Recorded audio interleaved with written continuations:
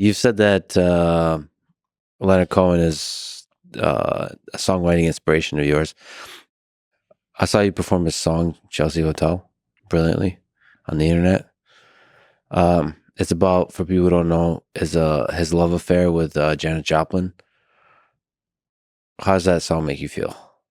Great. I love that song.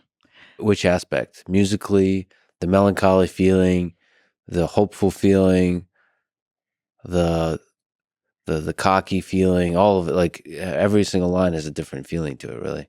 Yeah, but as a whole piece, I appreciate it so much. I actually lived at the Chelsea Hotel, and when Leonard and I first met, that was one of the first things we talked about was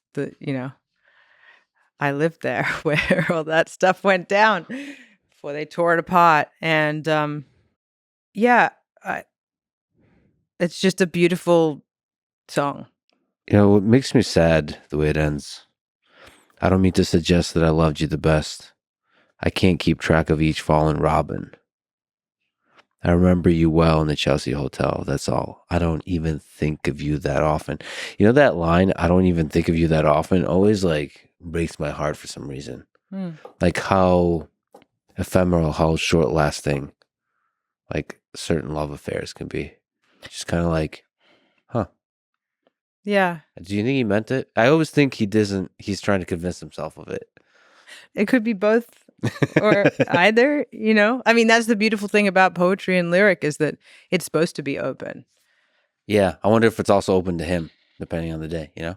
Definitely. I mean, the thing that he taught me, or his advice to me was when you're writing a song, look at it the next morning, like just first thing and read it, and then take a walk, smoke a joint, read it again. Go have a fight with your, daughter. Come back, read it again. Get drunk, read it again. Wait a week, read it again. Mm-hmm. Just so that, from every state and every position that the wider the lens is going to be from an audience perspective. You want things to mean multiple things. So there's one line I read somewhere that he regrets putting in the song. So I got to ask you about it. It's pretty edgy. It's about giving me head on the unmade bed. Yeah. You think that's a good line or bad line? I think it's an amazing line. It's one of the best lines in the song. Yeah, right? When he put that song out, obviously he didn't regret it or he wouldn't have put that lyric in the song. I think what happened was that eventually word got out, either from him or from somebody else, that the song was about Janis Joplin. Yes. And so at that point, he regretted the indiscretion. So it wasn't that he regretted how great the line was. It was just, the privacy factor. But then again, Leonard's known for rewriting his lyrics.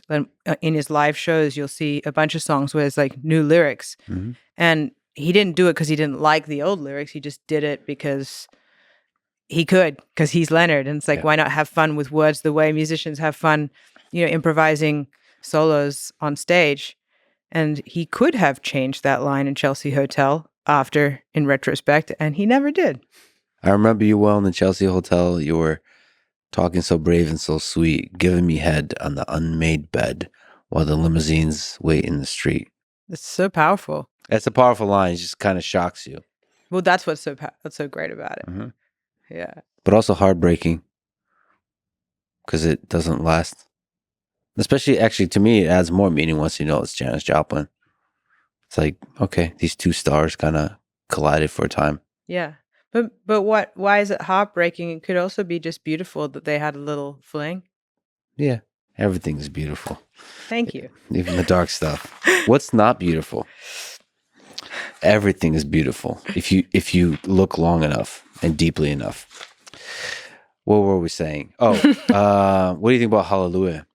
Like, what do you think about the different songs of his? And why'd you choose Chelsea Hotel to perform? Because I lived there, and it was like it meant something to me to sing that song. And actually, when I put that song out on YouTube, that's when he sent me an email. He's like, "Hey, do you want to come over?" And nice. So this is how you guys connected. No, we met in a rehearsal studio. I ended up watching their whole rehearsal and sitting there next to Roshi, his like 105-year-old monk, which was really great. I remember when I was like shaking his hand, so I like it was just me and Roshi on the couch watching Leonard with his band, and we're shaking hands, and he grips my hand like this, so it like doesn't let it go, and he looked at my eyes, he said, "Where are you?" And I said, "In the handshake." He said, "Yes." Wow, you passed the test. Passed the Roshi test. And then what's funny was that the next thing that happened about 5 minutes later was Leonard Cohen got down on his knees and opened up a jar, I'm not kidding you, of caviar. This is not a callback. Well, it is in a way. I know. In a deep, fundamental way. He started feeding the monk caviar. Yeah. And that healed my Montreux Jazz Festival sadness forever. The end. Do you think there's a kind of like weird, like there's a sense of humor to it all somehow? Like why does that happen? Why does that happen? Why stuff like that happens? Or that the Jeff bass speaks to you? Why do we need to know? You believe in that stuff? In what stuff? That there's a rhyme to the whole thing somehow? Like there's a frequency to which magical things of that nature can happen?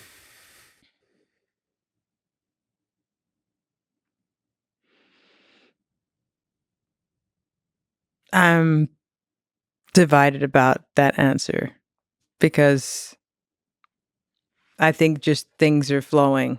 I don't think anything's kind of like planned out. Like through time, it's like an orchestra playing of different experiences and circumstances that are somehow connected.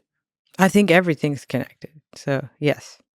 But predetermined means like... I don't believe in the predetermined stuff necessarily, which is different from whatever your previous karma is. And karma is a whole other kind of conversation. I don't mean karma as in like good karma, bad karma, just karma meaning the collection of things you've acquired over this lifetime or other lifetimes. Just whatever that is going to influence your future. Mm-hmm. So, well, you had a really interesting trajectory through life. Maybe I just read it that way because I've had a lot of stuff happen to me that's like lucky. Feels lucky. And sometimes I wonder like, huh? Like, this is weird. It does feel like the universe just kind of throws stuff at you with a chuckle. I don't know. Not you. The proverbial you. One.